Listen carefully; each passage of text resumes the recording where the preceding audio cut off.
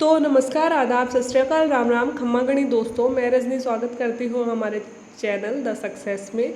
तो दोस्तों, ये क्वेश्चन जो पिछले मैंने 2020 वर्ड्स के 2 क्वेश्चन बनाए हैं, उसमें मैंने आपको बता दिया था कि मैं एक क्वेश्चन लाऊंगी जो इसरो के लेटेस्ट जो उपग्रह लॉन्च किया है उस पर होगा, क्योंकि भास्कर पत्रिका में इतनी बातें नहीं आती हैं, पर हिंदू में इसको लेके कई सारे लेख आ चुके हैं जब से ये प्रोजेक्ट फेल हुआ है। और इसरो पे मतलब प्रश्न चिन्ह लग रहे हैं कि क्या हमारा इसरो सही से काम कर रहा है या नहीं कर रहा है। तो हम यहाँ पे ये तो नहीं पढ़ेंगे कि इसरो हमारा सही से काम कर रहा है नहीं कर रहा है, क्योंकि ऐसे डिस्कशन हमारी एग्ज़ाम के लिए उपयोगी नहीं होते हैं, ये फालतू की बातें होती है। क्योंकि इसरो हमारी एक सबसे ज़्यादा सक्सेसफुल संस्था हम बोले हमारी स्वतंत्रता के बाद में, तो वो है। तो वो एग्ज़ाम में हमसे कभी नहीं पूछा जाएगा कि हमारे इसरो पे प्रश्न चिन्ह लगा है कि नहीं, क्योंकि जब तक हमारी एग्ज़ाम होगी इस तरह के कई सारे सफल उपग्रह छोड़े जा चुके होंगे। तो ये क्वेश्चन हमसे नहीं बनने वाला है, लेकिन ये क्वेश्चन जरूर बन जाएगा प्री में कि कौन सा उपग्रह छोड़ा गया था, कौन से यान के द्वारा छोड़ा गया था, कहाँ से छोड़ा गया था और असफल रहा। तो असफल रहने के लिए भी कई सारी बातें आ रही हैं। तो थोड़ा सा इस उपग्रह के बारे में अगर हम डिटेल में पढ़ लेंगे तो प्री में तो क्वेश्चन का आंसर दे ही देंगे, साथ ही अगर मेंस में इससे रिलेटेड कोई भी क्वेश्चन आता है ना, इस उपग्रह का नाम देके, तो वो भी हम इजीली हल कर पाएंगे। तो इसका मतलब टाइटल इसी तरह से दिया है, हाल ही में इसरो द्वारा प्रक्षेपित किया जाने वाला असफल उपग्रह कौन सा है और इसके पीछे क्या कारण रहे हैं। ठीक है, तो दोस्तों 100 शब्दों में उत्तर लिखने की कोशिश की है। आई होप कि आपको सही लगेगा ये। हाल ही में इसरो द्वारा प्रक्षेपित उपग्रह EOS-03 की लॉन्चिंग के दौरान GSLV F10 रॉकेट में लिफ्ट ऑफ के दौरान लगभग 5 मिनट पहले हुई तकनीकी खराबी के कारण यह असफल हो गया और यह पृथ्वी का एक अवलोकन उपग्रह था। तो दोस्तों, इस छोटे से पैराग्राफ में मैंने 3 प्रश्नों के उत्तर दे दिए कि हाल ही में पृथ्वी कौन सा उपग्रह छोड़ने की कोशिश कर रहा था, इसरो छोड़ कौन रहा था, सबसे पहले तो इसरो छोड़ रहा था। ठीक है, दूसरा कि कौन सा उपग्रह का नाम क्या था, EOS-03 मतलब अर्थ ऑब्जर्वेशन सैटेलाइट 03। तो मतलब अर्थ ऑब्जर्वेशन सैटेलाइट 01 और 02 ये पहले भी छोड़े जा चुके होंगे, है ना, और तभी तो 03 सीरीज आई है। हो सकता है 02 ना छोड़ा गया हो, वो भी हम आगे पढ़ लेंगे। 03 नंबर दिया है, मतलब 3 नंबर देंगे तो मतलब 1 और 2 का पहले कुछ ना कुछ हुआ होगा, चाहे वो सफल हो चाहे असफल हो, उसके बाद में ही 03 आया होगा, है ना। तो हाल ही में इसरो द्वारा प्रक्षेपित एक उपग्रह का नाम हो गया EOS-03, मतलब पृथ्वी अवलोकन उपग्रह है या फिर अर्थ ऑब्जर्वेशन सैटेलाइट 03 की लॉन्चिंग के दौरान, जब ये दोस्तों लॉन्च किया जा रहा था तो GSLV F10 रॉकेट में तो इसे कौन से रॉकेट द्वारा लॉन्च किया जा रहा था, वो उसका नाम है GSLV F10।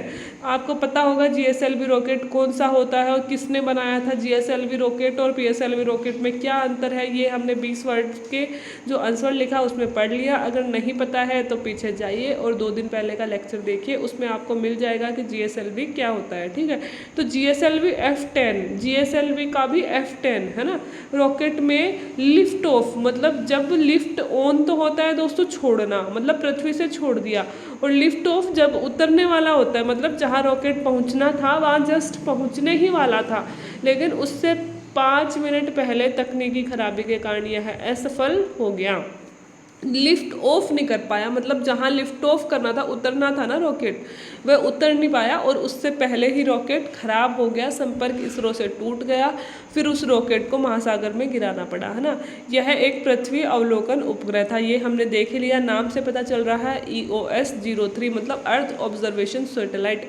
अब पृथ्वी अवलोकन उपग्रह क्या होते हैं ये मैं यहाँ पे नहीं बताऊँगी, आपको पता होगा, नहीं पता है तो कल हमने डिस्कस किया था 20 नंबर के 20 वर्ड्स के क्वेश्चन में, तो पीछे जाइए और वहाँ पे पढ़ लीजिए। ठीक है, और हाँ, अगर आपको इन वीडियोस की PDF चाहिए, बहुत सारे लोग बोलते हैं टेलीग्राम चैनल बना लीजिए, मैं बताना भूल जाती हूँ, प्रचार करना नहीं आता है मुझे, तो टेलीग्राम चैनल का लिंक आपको नीचे मिल जाएगा। डिस्क्रिप्शन बॉक्स जो होता है, हर वीडियो के नीचे ना डिस्क्रिप्शन आता है, डिस्क्रिप्शन बॉक्स में टेलीग्राम चैनल का लिंक आ जाएगा, वहाँ जाइए, टेलीग्राम चैनल पे को फॉलो कीजिए और वहाँ पे आज तक के जितने भी क्वेश्चन मैंने दिए हैं ना, आंसर लिखे हैं, वो सारे PDF वहाँ पे मिल जाएंगे। इसके साथ ही अगर पर्सनल कोई क्वेश्चन मतलब पढ़ाई से रिलेटेड कोई क्वेश्चन पूछना है, अगर इम्पोर्टेंट हो, बहुत ज़रूरी हो, वैसे तो मैं चैनल पे देख लेती हूँ, किसी का जो क्वेश्चन आंसर देने के लिए ज़रूरी है उनका आंसर दे देती हूँ, लेकिन फिर भी अगर कोई क्वेश्चन है ऐसा तो आप मुझे मेल आईडी पे मेल भी कर सकते हो, नीचे मेरी डिस्क्रिप्शन बॉक्स में ही मेल आईडी दी हुई है, ठीक है। तो ये हमने इंट्रोडक्शन लिख दिया दोस्तों इस क्वेश्चन का। अब हम देखेंगे कि GSLV F10 जो उपग्रह, GSLV F10 सॉरी ये उपग्रह नहीं है दोस्तों, ये तो है रॉकेट, और उपग्रह का नाम है EOS-03। यहाँ पे हम थोड़ा सा GSLV F10 ये उपग्रह काट देना, यहाँ पे GSLV F10 के बारे में पढ़ते हैं। GSLV F10 से लॉन्च किया जा रहा EOS-03 जियो स्टेशनरी ऑर्बिट में भेजा जा रहा था दोस्तों, यह भू केंद्रित कक्षा में भेजा जा रहा था। कहाँ भेजा जा रहा था? जियो स्टेशनरी ऑर्बिट में। जो जियो स्टेशनरी ऑर्बिट कहाँ होती है? पृथ्वी से 36,000 किलोमीटर दूर होती है ना, लगभग 36,000 कुछ होता है, 220 या फिर इतना कुछ, लेकिन लगभग 36,000 किलोमीटर दूर होती है। तो उपग्रह का नाम है दोस्तों EOS-03। भेजा किससे जा रहा था? GSLV F10 रॉकेट है उसके द्वारा भेजा जा रहा था। और कहाँ भेजा जा रहा था? जियो स्टेशनरी ऑर्बिट, वही भू केंद्रित कक्षा में भेजा जा रहा था। यह पृथ्वी से 36,000 किलोमीटर की दूरी पर है। जो EOS-03 था दोस्तों, जो उपग्रह लॉन्च किया जा रहा था, देश के बड़े हिस्से की वास्तविक समय के छायाचित्र प्रदान करता और दिन की कम से कम 4-5 इमेज हमें भेजता। मतलब उपग्रह का काम क्या होता है दोस्तों? जहाँ पे उपग्रह छोड़ा गया है उसकी जितनी कैपेसिटी होती है ना, जितनी जगह पे वो इमेज ले सकता है, उन सब की कैपेसिटी होती है, उस जगह की वो वास्तविक रियल इमेज, इस टाइम पे हमें कोई जगह देखनी है उसकी जस्ट रियल इमेज वो हमें भेजने वाला था। और एक दिन के लगभग 4-5 चित्र हमें भेजता वो, ठीक है। तो हमारे लिए बहुत बड़ा उपयोगी साबित होने वाला था वो। इनका उपयोग कहाँ करते हैं? आप सोच रहे होंगे कि भाई ये फ़ोटो का हम आखिर करते क्या है दोस्तों? कहीं पे बाढ़ आ जाती है तो हमें पता चल जाता है कि भाई यहाँ तक बाढ़ पहुँच चुकी है, ये गति है, इतनी देर में यहाँ तक पहुँच जाएगी, है ना। जहाँ तक मतलब बाढ़ से हमें पता कैसे चलता है कि भाई छोटे छोटे गाँव तक थोड़ी लोग पहुँच पाते हैं। अगर मान लो उड़ीसा में बाढ़ आ गई तो उड़ीसा के किस गाँव में कितना पानी आ गया है, आगे किस गाँव में पहुँचने वाला है, वो हम उपग्रहों के द्वारा आजकल देखते रहते हैं। रियल टाइम इमेजेस हमें मिलती रहती है, तो उपग्रहों के द्वारा हमें इन चीज़ का पता चलता है। चक्रवात जो होते हैं, जैसे दोस्तों हिंद महासागर में कोई चक्रवात उठा है, बंगाल की खाड़ी में पहुंच गया है, तो हमें उपग्रह सैटेलाइट इमेजेस के द्वारा उनका पता चल जाएगा कि भाई यहाँ से चक्रवात आ रहा है, इधर से हवाएं आ रही है, इतनी मतलब और जो यंत्र होते हैं उनसे हमें पता चल जाता है कि भाई इनकी जो चलने की गति है वो इतनी है पर किलोमीटर, और इतने दिन में ये यहाँ पहुँच जाएगा, अब ये यहाँ पहुँच गया, अब ये यहाँ पहुँच गया, इस हिस्से में इतनी क्षति हुई है, सब कुछ हमें पता चल जाएगा। जल निकाय किस जगह पे कौन सा जल निकाय है, कहाँ पे क्या पानी है, फसलें दोस्तों, हर फसल मतलब फसलों की अगर हमें ऑब्जर्वेशन करना है तो वो भी हम सैटेलाइट के माध्यम से कर सकते हैं। वनस्पति दोस्तों, हर मतलब 2 वर्ष के बाद में जो हमारा वन सर्वे होता है वो भी आजकल सैटेलाइट इमेजेस के द्वारा ही होता है। हमें पता चलता है सैटेलाइट इमेजेस के द्वारा कि पिछली बार इतने वर्ग किलोमीटर में वन थे, इस बार इतने किलोमीटर की वृद्धि हुई है या कमी हुई है। वो कैसे पता चलता है? वो सैटेलाइट के माध्यम से ही पता चलता है। आजकल कोई वैसे नापने नहीं जाता, आजकल सब कुछ सैटेलाइट के माध्यम से ही होता है। वन आवरण की निगरानी करने में, है ना, मतलब ये अब वही हमारे लाखों किलोमीटर में जंगल फैले हुए हैं, हम थोड़ी हर जगह पहुँच पाते हैं। तो दोस्तों सैटेलाइट इमेजेस के द्वारा हम वन आवरण की निगरानी भी कर सकते हैं कि कहीं कमी तो नहीं कर रहे हैं, कोई काट तो नहीं रहा है, कहीं नुकसान तो नहीं हो रहा है।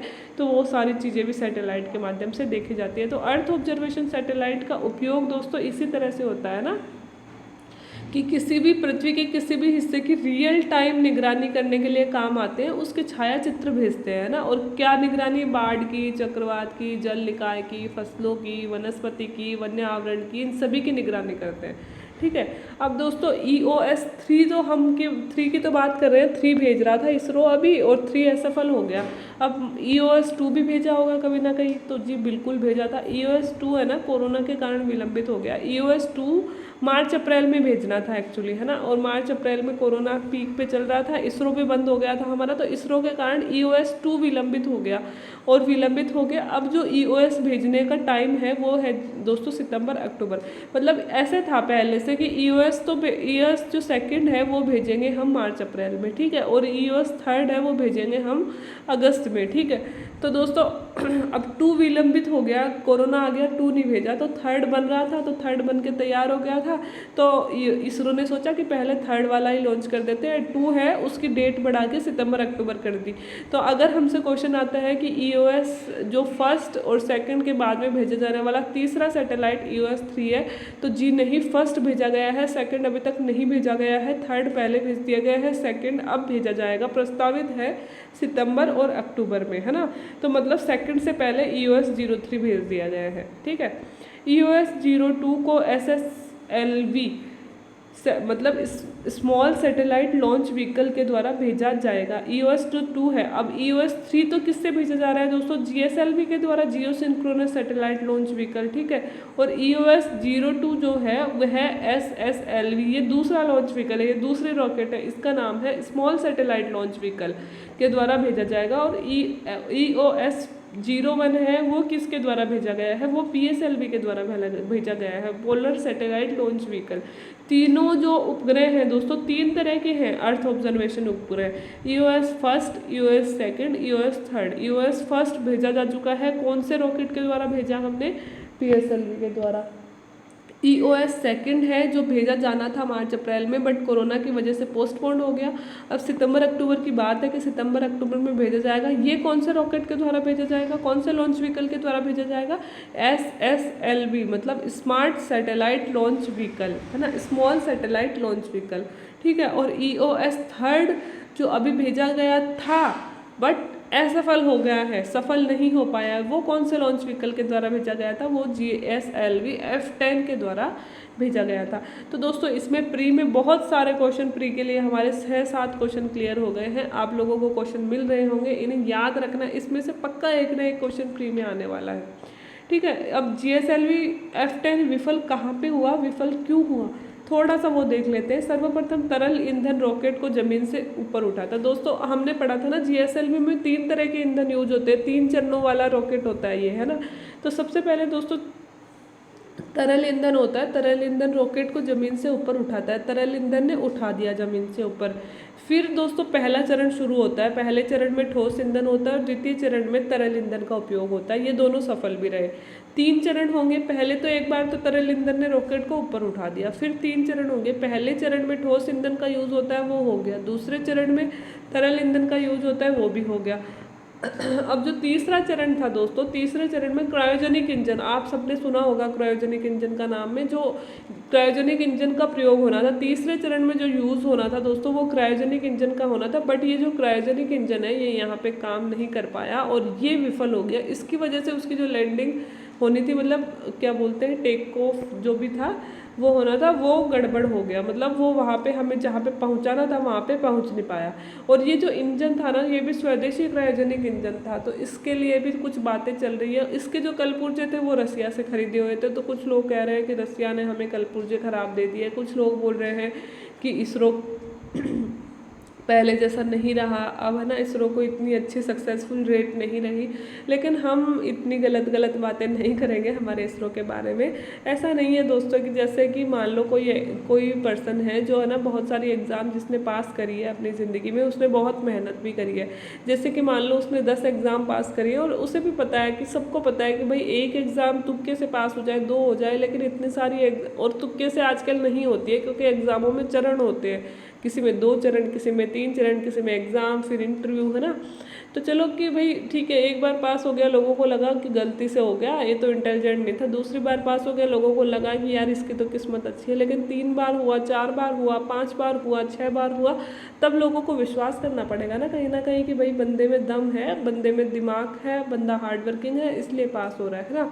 तो ऐसा ही हमारा इसरो है दोस्तों कि है ना, इसने 1 बार नहीं, 2 बार नहीं, 3 बार नहीं, 17-18 सक्सेसफुल मिशन लगातार बिना किसी मिस्टेक के दिए थे, है ना। लेकिन अब चलो आप 17-18 बार कोई एग्ज़ाम पास कर चुके हो, अब आप एक एग्ज़ाम में फेल हो गए, है ना, तो लोगों को बुरा लगेगा, यार ये कैसे फेल हो सकता है, ये तो हो ही नहीं सकता। ऐसे हमारे इसरो के साथ हुआ कि एक मिशन हमारा फेल हो गया तो सबको दुख हुआ कि यार ऐसा हो ही नहीं सकता। जैसे इससे पहले कौन सा मिशन फेल हुआ था हमारा, चंद्रयान सेकंड का वो वो जो के सिवन हमारे प्रधान हैं मतलब इसरो के, उनका आपने वीडियो भी देखा होगा कि प्रधानमंत्री जी भी मौजूद थे। तो लैंडर मतलब फेल तो नहीं हुआ था, वो आधा सही हुआ था, आधा रोवर और लैंडर जाने थे। तो रोवर तो पहुंच गया था लेकिन लैंडर नहीं पहुंच पाया था, है ना। लैंडर पहुंच भी गया था लेकिन जिस मतलब सॉफ्ट लैंडिंग उसकी नहीं हो पाई थी, वो उल्टा गिर गया था वहाँ पे जाके, है ना। तो के सिवन जी का मतलब के सिवन ही था ना उनका नाम, वो रोने लग गए थे मतलब जब वो मिशन फेल हुआ। और प्रधानमंत्री जी ने उनको गले लगा के बोला इट्स ओके, कोई बात नहीं, हमें आप पे प्राउड है। इस तरह से बोलते हैं ना कि जैसे मान लो कि हम एक एग्ज़ाम में फ़ेल हो गए, पहले बहुत सारे एग्ज़ामों में फ़ेल हो चुके, तो हमारे पापा क्या बोलेंगे, कोई नहीं बेटा, हमें तुम पे विश्वास है, तुम बहुत अच्छा कर सकते हो, आगे तुम बहुत अच्छा करोगे, कोई बात नहीं, किस्मत होती है ना। तो वो टाइम हमने भी इसरो से ये बोला। फिर दोस्तों इसका सेकंड मिशन भी फेल हो गया और थर्ड भी, मतलब और कोई छोटा सा प्रोजेक्ट बीच में वो भी गलत हो गया और ये भी गलत हो गया। तो दोस्तों फिर है ना अब तीसरी बार अब लोग शक करने लगते हैं कि यार पहले इसमें दिमाग था, अब तो दिमाग ही नहीं है।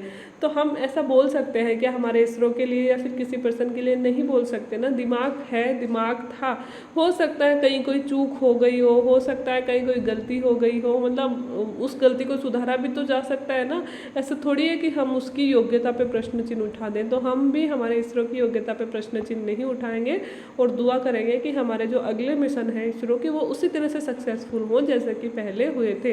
तो आई होप दोस्तों कि मेंस के लिए और प्री के लिए दोनों के लिए ये क्वेश्चन आपको कहीं ना कहीं मदद करेगा और एग्जाम की तैयारी को और बेहतर बनाएगा आपकी को। तो आज के लिए इतना ही। अगर वीडियो अच्छा लगा है तो वीडियो को लाइक कर सकते हैं और अगर ऐसे वीडियोस आप और चाहते हैं तो चैनल को सब्सक्राइब कर सकते हैं। Thank you so much.